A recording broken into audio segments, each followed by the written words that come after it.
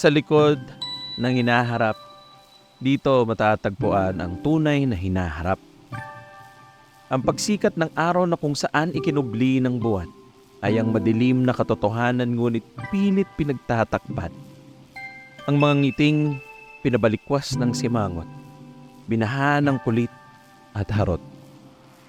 Dito kung saan may kirot, dito kung saan puno ng puot.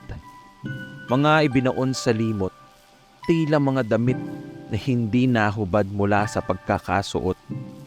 Ang lakas ng mga tawa, ang siya din namang lalim ng mga lihim at hikbi.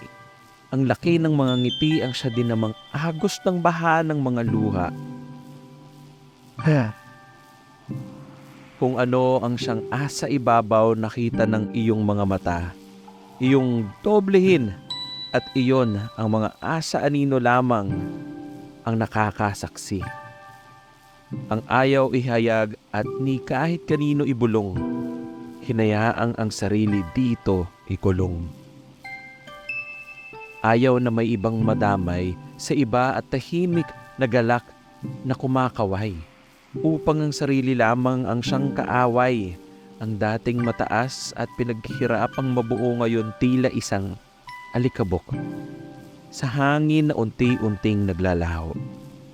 Hinahanap ngunit di matagpuan. Binabantayan ko ang sarili habang dito din ay ikipaglaro ng tagu-taguan, ginising sa katotohanan upang mahimlay din sa kawalan, sumigaw ng papulong, umiyak ng paurong, tumawa ng tahimik at sa sarili sinubukang magalit, ngunit wala namang epekto. Humarap sa salamin, hindi nakita ang sarili ko. Maskara.